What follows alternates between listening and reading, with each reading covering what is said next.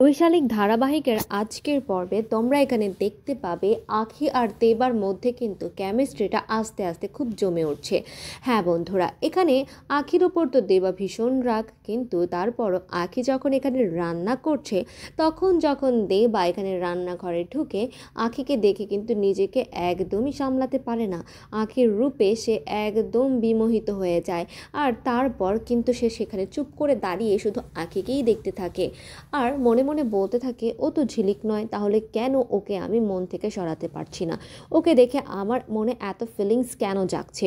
আর সেই মুহূর্তেই আখি রান্না করার জন্য লঙ্কার গুঁড়োটা খুঁজে পাচ্ছিল না, আর লঙ্কার গুঁড়োটা ওপর থেকে পারতে গেলে আখি সেটা নাগাল পাচ্ছিল না। আর সেখানে কিন্তু দেবা পৌঁছে যায় তাকে সাহায্য করতে। আর তারপর এই জুটির ভেতর খুব সুন্দর একটা রোম্যান্টিক মোমেন্ট তোমরা দেখতে পাবে। আসলে দেবা তো তাকে ভালোই বাসে, কিন্তু স্বীকার করতে চাচ্ছে না।